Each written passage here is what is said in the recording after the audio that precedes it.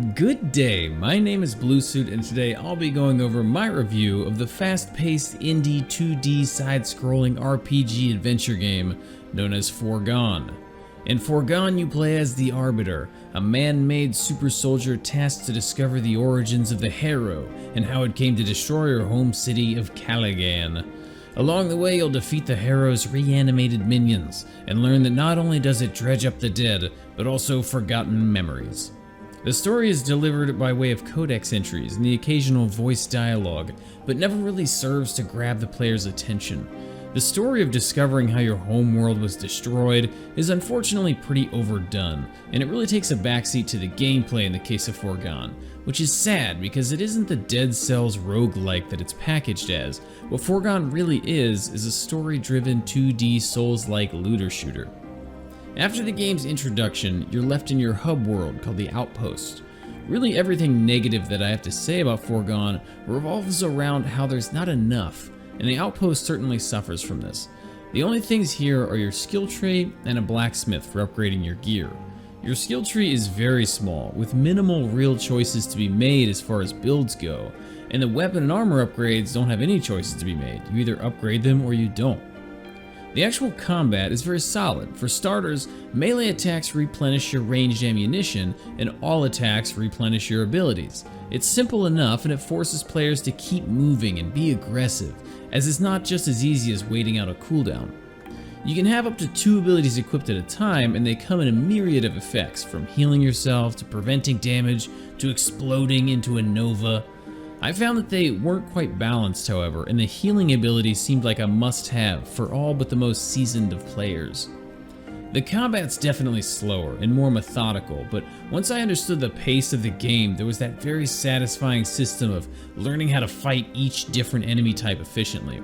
And there are a very sizable number of enemy types in the game for you to learn that require a variety of different tactics. Then there's the bosses, which I really loved. One of the big draws of this game for me was how beautiful the pixel graphics are, and those graphics are showcased no better than in these big boss fights. And not only that, but most of them are quite challenging, and in true Souls-like fashion, if you die you lose everything if you can't make it back to your body. The gear system is really the big letdown with Foregone. This game really would have taken off if there were endless builds with all sorts of crazy weapons and armors for me to experiment with. However, all there really is a half dozen different melee weapons and a half dozen different ranged weapons, and I'm being generous. What is in the game is quite varied and fun, but it took all of 60 minutes for me to find a build that worked for me, and then I never really changed it for the remainder of the game. The weapons and armors do have quite a few different modifiers and quality tiers attached to them, so you do still have the off chance of finding gear that's better for you than what you currently have equipped. But coupled with the small skill tree, it really makes me feel like my playthrough probably isn't that much different than anyone else's because there just isn't that much customization, which leads to a lack of replayability. If you do make it through Foregone, there's very little incentive for you to give it a second playthrough. I was very fortunate and Big Blue Bubble sent me copies of Foregone for both Epic Games Launcher and Nintendo Switch, and I had a fair amount of time with both versions. And if you don't already own the game and you're wondering which version is best, that title is definitely leaning more towards the Nintendo Switch for its portability. With the pixel art style, you're not really losing too much in terms of graphics by picking up the Switch version, and there aren't any Switch-specific bugs that exist either. Right now, you can pick up Foregone in the Epic Games Store for $30, and it'll soon be launching on consoles on October 30th, 2020, but its actual value falls a bit short of that. Foregone aims at something that the genre hasn't seen yet, but falls short in several places.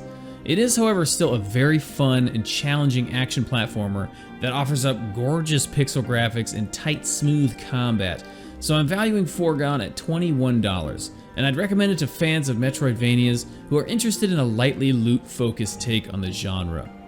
I hope you enjoyed this review of Foregone. Come see me on Twitch where you can watch our reviews in progress 5 nights a week. As always, don't forget to like, subscribe, and let me know in the comments what you thought about it.